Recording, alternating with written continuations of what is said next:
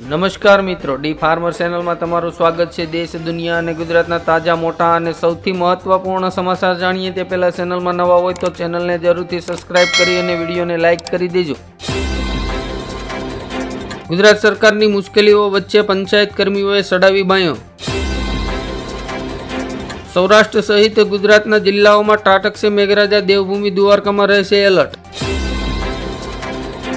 મહારાષ્ટ્ર વિધાનસભા ચૂંટણી પહેલા મુસ્લિમ મતદારોને લઈને એકત્રીકરણ શરૂ। યાદવ મુસ્લિમ અધિકારીઓને હટાવવાના અહેવાલો પર ઓવૈસીએ યોગી પર નિશાન સાધ્યું। રિલાયન્સ ફાઉન્ડેશન 5100 વિદ્યાર્થીઓને આપશે શિષ્યવૃત્તિ, દરેકને મળશે 2 થી 6 લાખ રૂપિયા। દેશમાં એક સેક્યુલર સિવિલ કોડ હોવો જોઈએ, લાલ કિલ્લા પરથી યુસીસી પર પીએમ મોદીનું નિવેદન। સ્વતંત્રતા દિવસના અવસર પર પીએમ મોદીની જાહેરાત, 5 વર્ષમાં મેડિકલ કોલેજમાં વધશે 75,000 બેઠકો।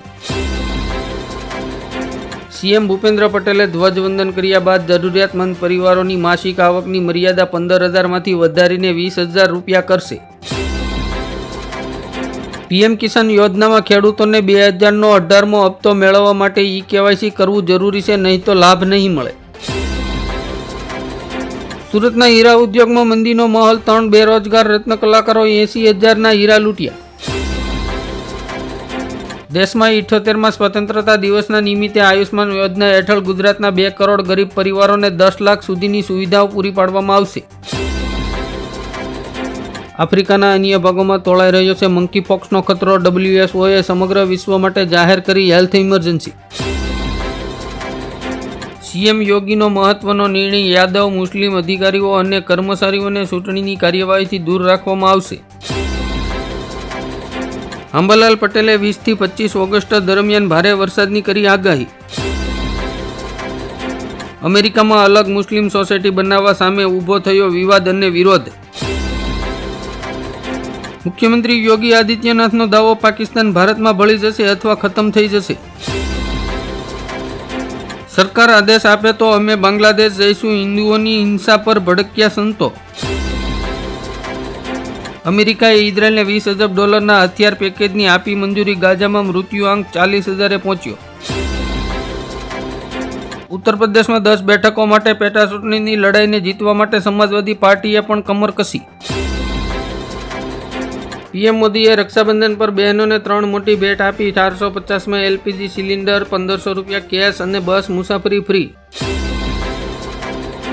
સ્વતંત્ર દિવસની કેદીઓને મોટી ભેટ, ગુજરાત સરકાર 86 કેદીઓને જેલમાંથી મુક્ત કરશે। બાંગ્લાદેશના વડાપ્રધાન શેખ હસીનાના સલાહકારક અને પૂર્વ કાયદા મંત્રીને દોરડાથી બાંધ્યા હાથ પગ। રાજકોટમાં હીરાસર ઇન્ટરનેશનલ એરપોર્ટ પર આતંકવાદી હુમલો, 3 આતંકવાદીઓને ઠાર કરાયા। બાંગ્લાદેશ બાદ થાઇલેન્ડમાં રાજકીય ગરમાવો, બંધારણીય કોર્ટે વડાપ્રધાન શ્રેથાને પદેથી હટાવ્યા। હવે દરેક વ્યક્તિ વાહનો પર તિરંગો નહીં લગાવી શકે, નહીં તો 3 વર્ષની જેલ અને મોટો દંડ વસૂલવામાં આવશે।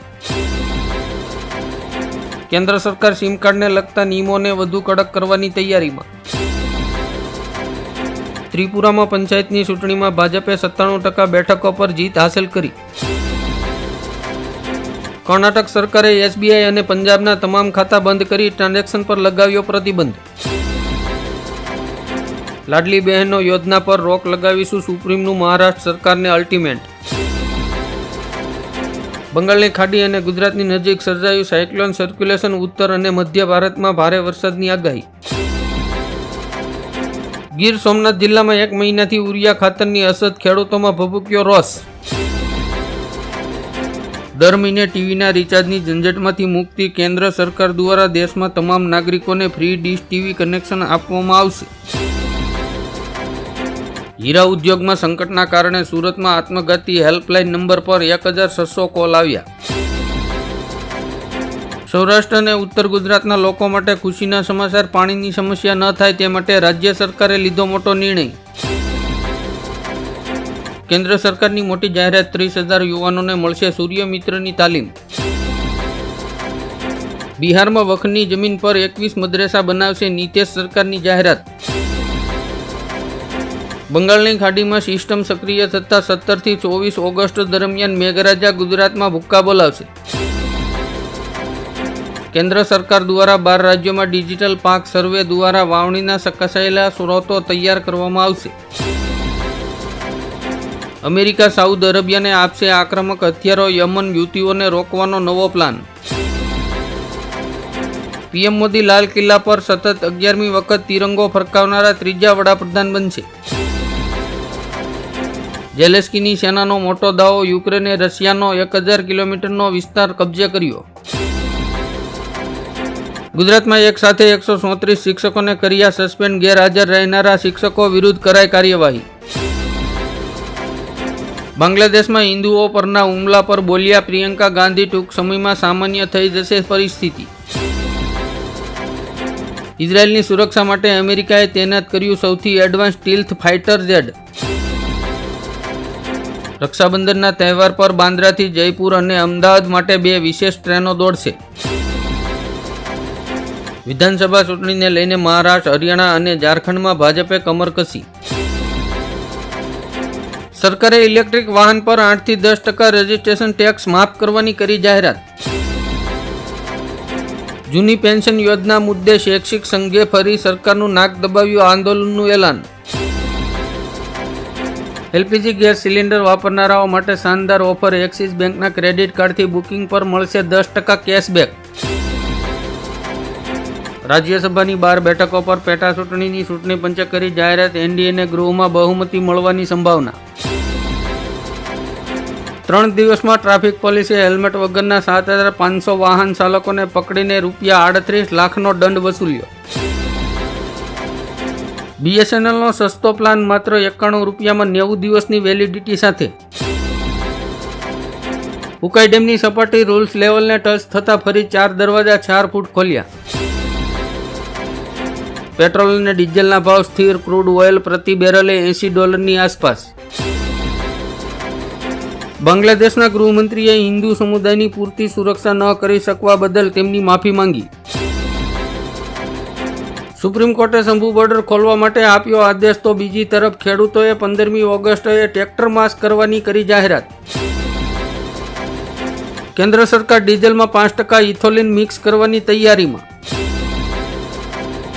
વડોદરાની ગેસ એજન્સીએ ઉજ્જવલા યોજનાના લાભાર્થીઓ પાસેથી રૂપિયા વસૂલતા 23.88 લાખનો દંડ ફટકાર્યો. સરકાર દ્વારા વિદ્યાર્થીઓ સાથે શિષ્યવૃત્તિમાં થતા ભેદભાવને લઈને સુરતમાં કોંગ્રેસ દ્વારા વિરોધ પ્રદર્શન. ગૂગલ ક્રોમના કરોડો યુઝરોને સરકારની ચેતવણી. બ્રાઉઝરમાં ખામીના કારણે સાયબર ફ્રોડનું જોખમ. ચાંદીપુરા વાયરસ બાદ માલ્ટા તાવનું જોખમ વધ્યું. બચત ખાતામાં નિયમિત મર્યાદા કરતાં વધુ રોકડ જમા થશે તો આવકવેરા વિભાગ દ્વારા નોટિસ આપવામાં આવશે. રાજ્ય સરકાર તહેવારો દરમિયાન અંત્યોદય અને બીપીએલ પરિવારોને વધારાની ખાંડ અને ખાદ્ય તેલનું રાહત દરે વિતરણ કરશે. ગુજરાતનો વધુ એક ધંધો મંદીના કારણે પડી ભાંગ્યો. અનેક કારીગરો બન્યા બેરોજગાર. સિવિલ સ્કોરને લઈને નિયમોમાં મોટો ફેરફાર. લોન લેનારાઓ પર થશે અસર. કોંગ્રેસે કહ્યું ભાજપ અનામત ખતમ કરવા માંગે છે, તેથી તેણે SC/STમાં ક્રીમી લેયરનો નિર્ણય રદ ન કર્યો. હીરા બજારમાં મંદીનો માહોલ. રત્ન કલાકારોના બાળકોની ફી ભરવાના પણ ફાફા. પીએમ મોદીએ બિયારણની સુધારેલી જાતો બહાર પાડી. ખેડૂતો અને વૈજ્ઞાનિકો સાથે કરી વાતચીત. ઉત્તર પ્રદેશના દલિત, ઓબીસી અને લઘુમતી મતોને એકત્રિત કરવા કોંગ્રેસે ઝુંબેશ ચાલુ કર્યું. બીજેપીને ટેન્શન. બાંગ્લાદેશના રસ્તાઓ પર જય શ્રી રામના નારા ગુંજ્યા. હમલાના વિરોધમાં હજારો હિન્દુઓનો દેખાવ. હવે રાશન વેચવાવાળા છેતરપિંડી નહીં કરી શકે. દેશનું પ્રથમ રાઈસ એટીએમ ઓડિશામાં કર્યું શરૂ. રક્ષાબંધન પહેલા લોકોને મોટી ભેટ. એલપીજી સિલિન્ડરની કિંમતમાં ₹200નો ઘટાડો.